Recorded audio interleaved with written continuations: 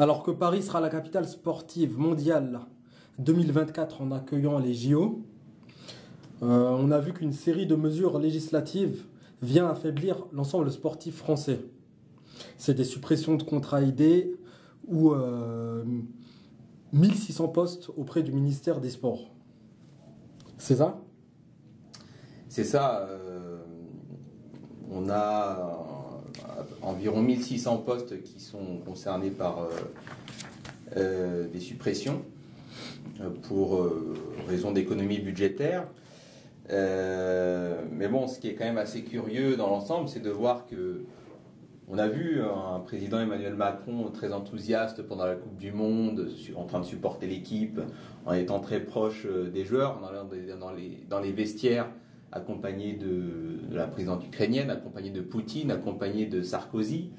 On pensait avoir un président sportif, alors apparemment il aime le sport, il est même fan de l'OM en foot, et ça il le revendique, il revendique être fan de sport.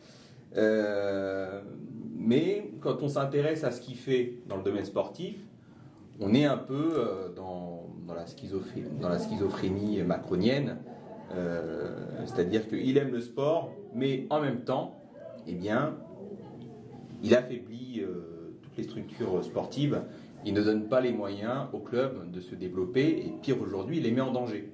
Donc là, tu avais évoqué les environ entre 1500 et 1700 postes qui sont concernés par les coupes budgétaires dans le sport. Le sport prend cher, mais à l'instar de tous les autres postes budgétaires, hein, tous les ministères doivent faire des économies en ce moment. Mais le sport n'a jamais pris aussi cher, sachant que, comme tu l'as dit aussi, on est censé organiser les Jeux Olympiques en 2024 et que des objectifs quantitatifs ont été donnés, notamment par Laura Flessel, ancienne ministre des Sports, où l'objectif c'était en gros de faire 2 fois plus de titres que d'habitude. En général, la France, à chaque Jeux Olympiques, arrive à glaner une dizaine, voire une quinzaine de titres pour faire entre 30 et 40 médailles. Mais ce qui se passe quand le pays hôte accueille les Jeux Olympiques, on donne les moyens à la nation de briller devant le monde entier. C'est quand même un événement qui est suivi, je crois que c'est le 2e événement sportif le plus suivi dans le monde après la Coupe du Monde. Ouais. Mais c'est quand même, c'est la vitrine du pays quand même, les Jeux Olympiques. On est censé donner une bonne image du pays au monde entier, et la bonne image elle passe par des performances sportives élevées, donc les médailles et des titres. D'accord. Donc en général, quand un pays hôte reçoit les Jeux Olympiques, il met le paquet pour avoir les sportifs compétitifs, et ils ont les médailles. Le Brésil a eu beaucoup plus de médailles que d'habitude en 2016. Ça a été le cas aussi à Londres en 2012. Ils étaient certainement, je crois, la première ou deuxième nation européenne au niveau du tableau des médailles. Ouais. Donc là, ce que dit Macron sur le plan sportif global, c'est faites plus de médailles, mais avec moins de moyens. Et ça se traduit par des conséquences catastrophique sur le plan local, puisque bon là je lisais une info, c'est tout frais, ça vient du CROSIF. Donc le CROSIF c'est le conseil, le comité régional olympique d'Île-de-France, donc une émanation du CNOSF. Et le CROSIF mettait en garde la nouvelle ministre des Sports en disant que hormis là les postes qui vont être supprimés, il y a déjà eu la suppression des contrats aidés. Et ça a eu un impact très concret au niveau des clubs. Concrètement, quand on supprime des emplois aidés pour les associations sportives, ça veut dire qu'ils vont devoir se séparer de certains éducateurs qu'ils rémunéraient en ne fonctionnant pas beaucoup sur le budget du club. Donc ce sont des contrats qui sont bien subventionnés par l'État. Ça permettait donc de payer des éducateurs, des entraîneurs, et donc ces personnes-là pouvaient jouer un rôle important au niveau local dans le développement et dans l'accompagnement surtout des jeunes qui s'inscrivaient au sein des associations sportives. Mais ce qu'on voit depuis ces dernières années, c'est qu'il y a de moins en moins de subventions allouées aux clubs sportifs sur le plan local, puisque les recettes d'un club, elles sont composées déjà des inscriptions, des licences, d'accord, mais majoritairement de subventions qui proviennent des collectivités locales, des conseils départementaux, conseils régionaux, c'est un peu plus rare, mais aussi des différentes communautés d'agglomération qui peuvent exister. Donc ces subventions, elles sont en baisse partout. Et donc quand vous avez un petit club local qui doit aller faire des déplacements dans d'autres régions, et ben ça engendre des coûts et ça met en grande difficulté financière le club qui le pousse même parfois vers la faillite. Est-ce que cette baisse de subventions que tu nous décris, est-ce qu'elle a commencé avec Macron? Est-ce qu'elle n'a pas commencé on imagine bien que Macron, la politique de Macron n'a pas amélioré les choses, mais est-ce qu'elle n'a pas commencé peut-être avant Macron?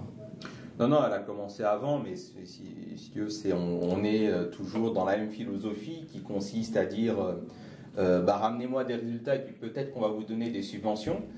Donc on n'a pas changé la philosophie, on n'a pas changé le modèle, mais forcément, plus on descend sur la pente descendante, plus on se rapproche du fond du trou. Et le fond du trou aujourd'hui pour les clubs locaux, c'est la disparition tout simplement. Entre 2016 et 2017, on a eu 3,5% de clubs en Île-de-France qui ont disparu parce qu'ils n'avaient plus les moyens de faire fonctionner les structures, tout simplement, de faire fonctionner le club.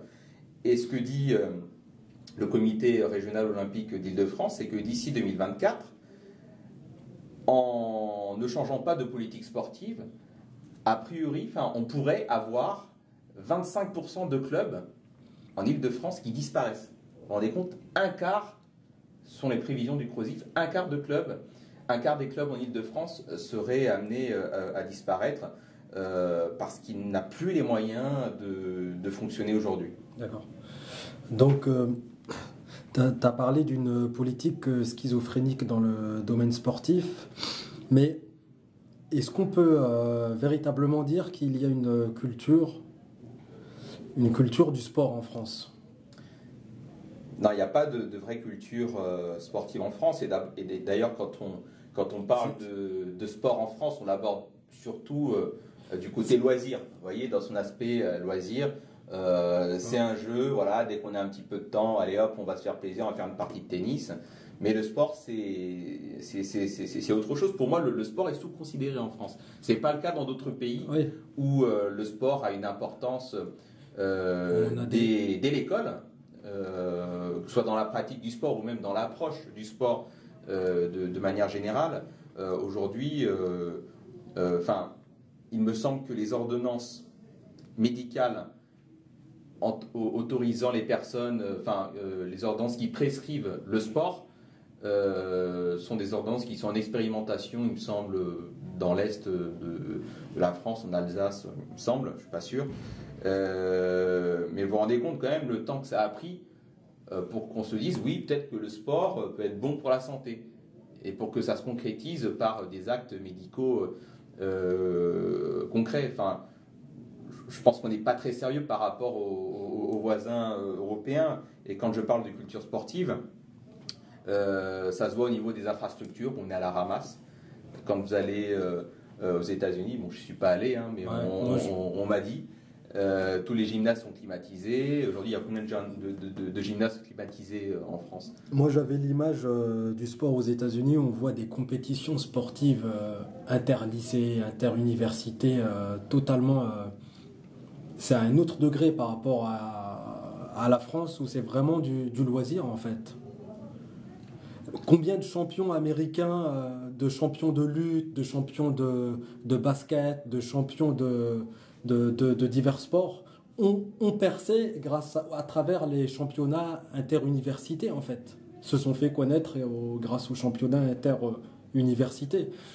Ce qui est, compare maintenant ce nombre au cas français, il n'y en a aucun. Mais généralement, en France, après 18 ans, après le lycée, la plupart des gens font plus de sport, quoi. Ouais.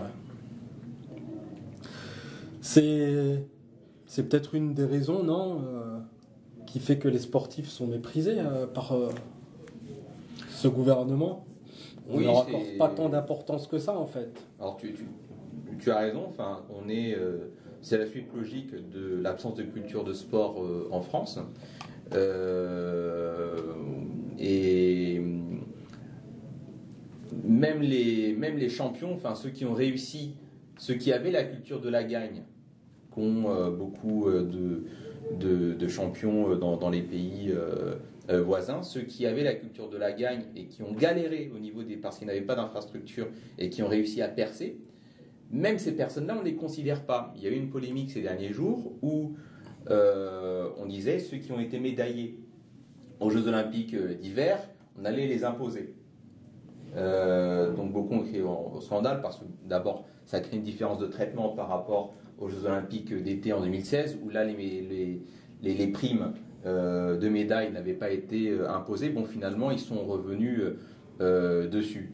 Mais déjà, le montant des primes est ridicule par rapport à ce qui est donné en Allemagne ou en Russie. Une médaille d'or, c'est 50 000 euros. D'accord ? Donc c'est un beau chèque pour une personne qui fait du ski ou du snowboard, par exemple. Mais si vous lui ponctionnez cette prime-là, sachant que cet argent-là, bon, le sportif ou la sportive, la personne est allée, s'est donné les moyens pour arriver à ce niveau de performance, on irait lui dire après, alors qu'elle a besoin de cet argent pour continuer à s'entraîner, pour faire des stages ailleurs, enfin tout ce que les fédérations ne peuvent pas offrir à ces personnes-là, eh bien on va leur dire c'est bien ce que vous avez fait pour le pays, vous avez chanté la Marseillaise, bravo, mais on va quand même vous imposer. Voilà, bon, ça fait partie des bizarreries et de l'absence de considération qu'il y a, je pense, en France à l'égard du sport. Donc c'est plutôt pas bon signe pour les JO dans quelques années, de 2024 à Paris alors. On risque d'être la première nation dans l'histoire des Jeux Olympiques à organiser les Jeux Olympiques et avoir moins de médailles que lorsqu'on n'en organise pas les Jeux Olympiques.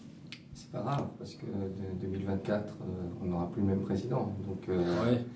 Donc, on aura 2 ans pour rattraper toutes les erreurs qui ont été commises. C'est pas assez 2 ans. 2 ans, malheureusement, c'est pas assez. Je te suis dans cet élan d'optimisme, Tan. Très optimiste. Mais pour former des champions en 2 ans, écoute, je sais pas, il faudrait qu'il y ait des Kylian Mbappé qui fleurissent comme ça et qui sortent de nulle part 2 ans avant les JO. Mais tu as quand même des disciplines assez confidentielles où on arrive quand même à prédire la trajectoire de telle ou telle personne. Bon, par exemple, on ne devient pas un génie de la perche comme ça du jour au lendemain. Renaud Lavillenie, les performances qu'il a réalisées ces dernières années, c'est le fruit d'un très long travail. Depuis tout petit, il a même des infrastructures personnelles à son domicile.